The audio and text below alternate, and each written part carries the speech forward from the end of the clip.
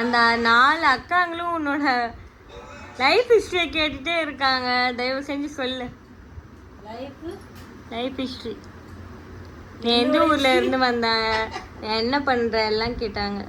என்னோட ஹிஸ்டரி எல்லாம் சொல்ற அளவுக்கு எல்லாம் பெரியதா இல்ல. என்ன கேக்குறாங்களா? இது நம்ம ஊர்க்காரங்களா இருப்பாங்களோ? மேபி இருக்கலாம்.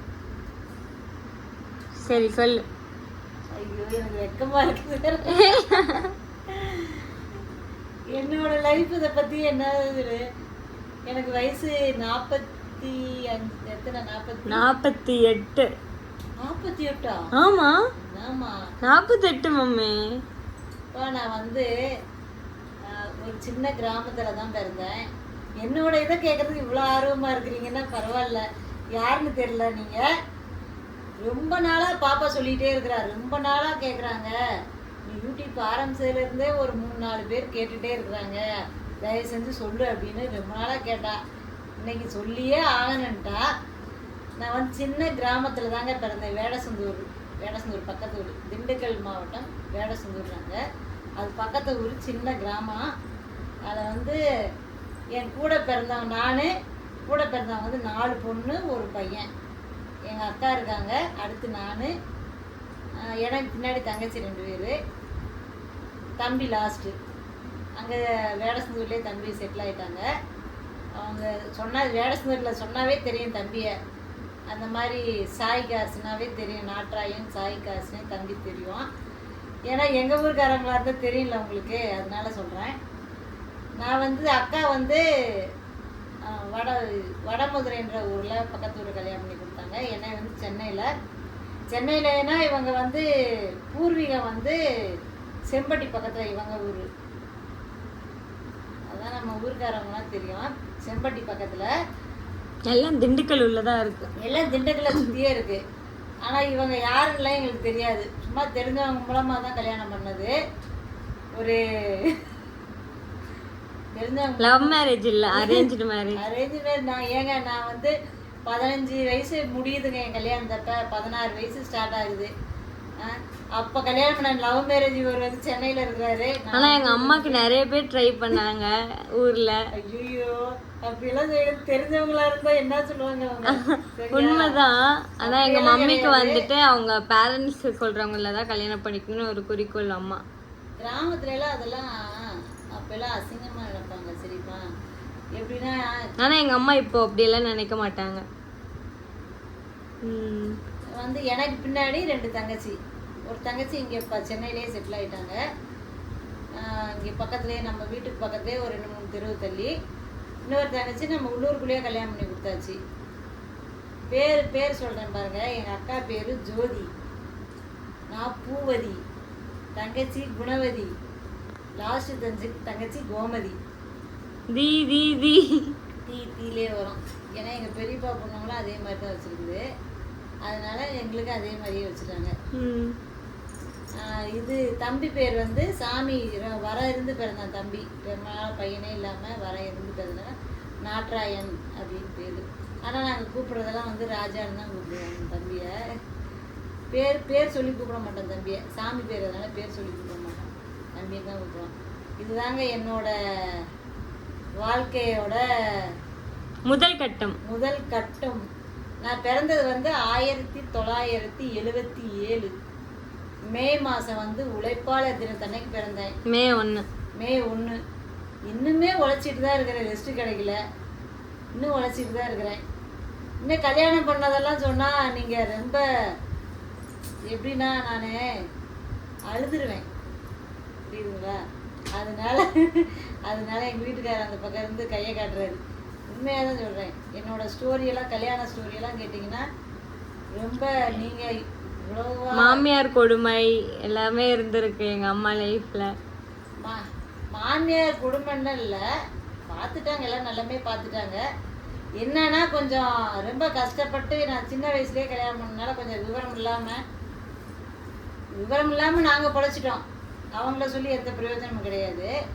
நானுமே எங்கள் வீட்டுக்காரருமே விவரம் இல்லாமல் பொழைச்சிட்டோம். மாமியார் மாமனார்லாம் என்னை உண்மையிலே நல்லா தான் பார்த்துட்டாங்க.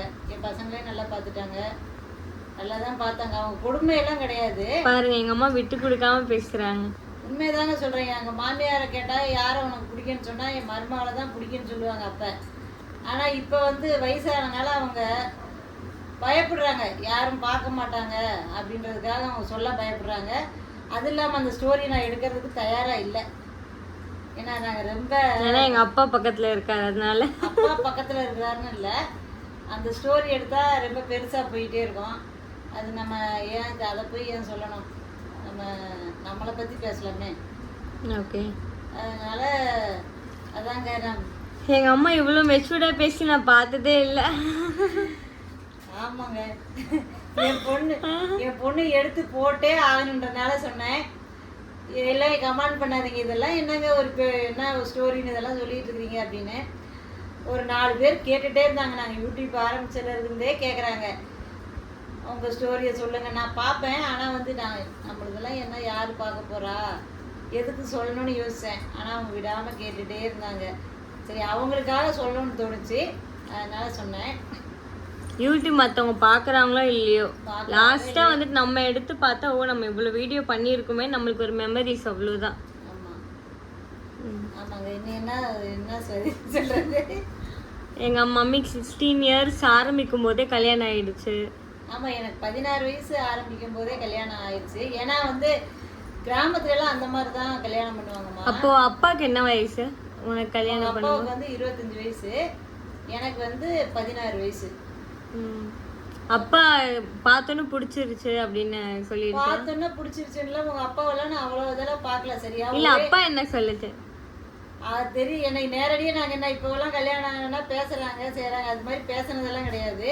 ஒரே ஒரு நாள் வந்தாங்க, அதாங்க நான் அதான் சொன்னல, கிராமத்தில் என்ன மாதிரி நின்று இப்படி பார்க்குற இதெல்லாம் கிடையாது. எங்கள் அப்பா சொல்லுவாங்க, எங்கள் அம்மா வந்துட்டு பின்னாடி வழியா விண்டோல பார்த்துட்டு வெக்கப்பட்டு ஓடி போயிட்டாங்க அப்படின்னு. அப்பா முகமே உண்மையிலேன்னு எனக்கு ஞாபகமே கிடையாது. முகத்தை நான் சரியாக பார்க்க கூட கிடையாது.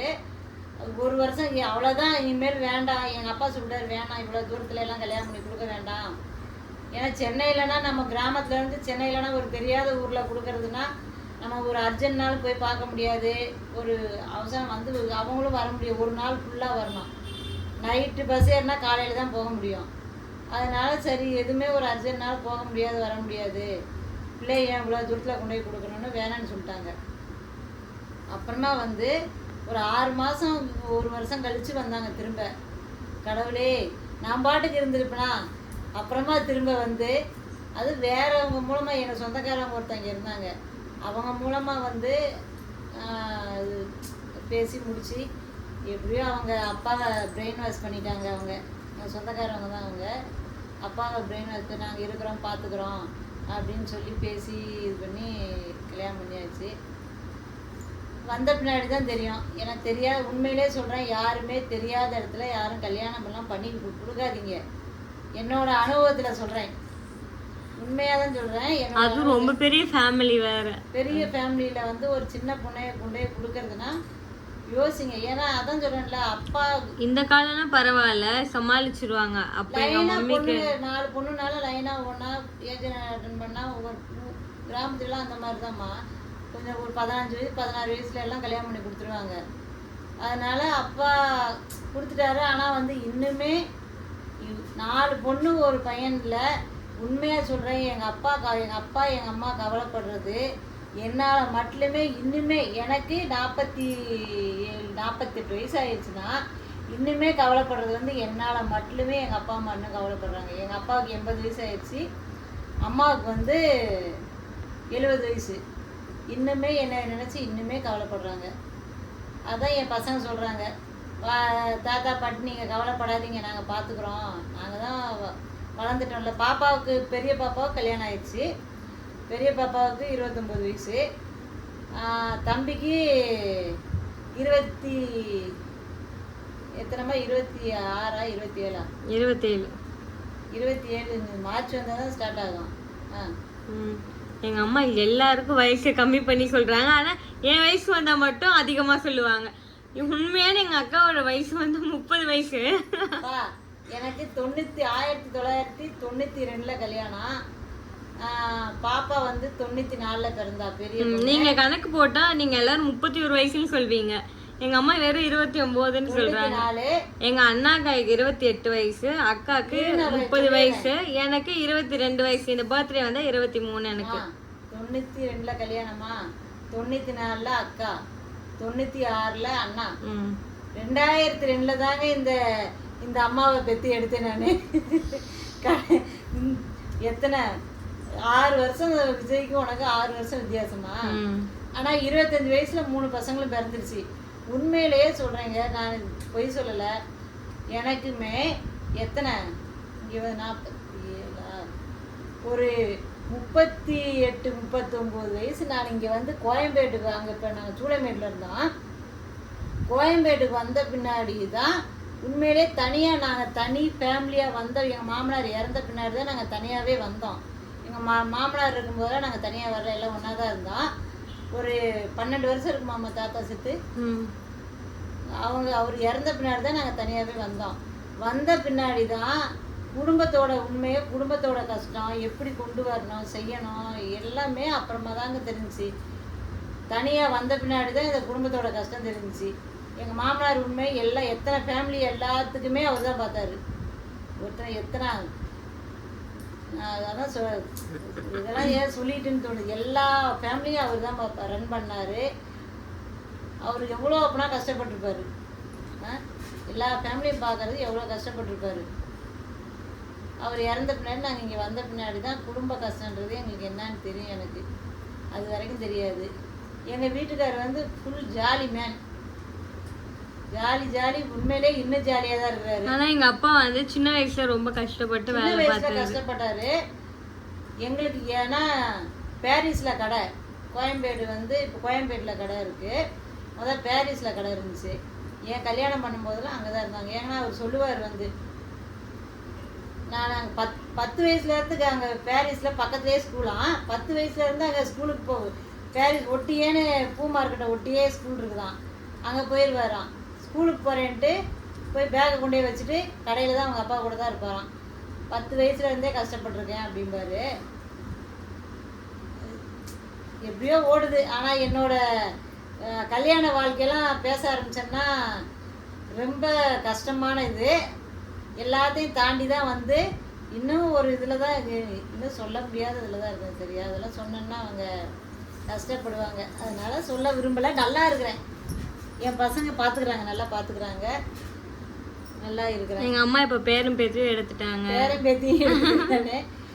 என் பையன், என் பொண்ணுக்கு வந்து பெரிய பொண்ணுக்கு 2 பொண்ணு, பையனுக்கு வந்து ஒரு பையன் இருக்கான். 3 வயசில் இப்போ பையன் இருக்கிறான். எங்கள் சின்ன குட்டிமா தான் ஒரு 22 வயசு ஆயிடுச்சு. கல்யாணம் பண்ணிங்கன்னா பண்ணிக்க மாட்டேன்றாங்க. 22 வயசுல யாருங்க கல்யாணம்? நானும் உண்மையிலே 25 வயசு ஆகட்டும், என்னங்க கல்யாணம் பண்ணி என்னத்தாங்க வாரி? மினிமம் 27ல வேண்டாம், 25 வயசு 25 வயசு கல்யாணம் அப்போ பார்க்க ஆரம்பிச்சோம்னா கரெக்டாக இருக்கும். சரியா? சரின்னு சொல்லு. சரி. உங்கள் லைஃப் ஸ்டோரி தான்.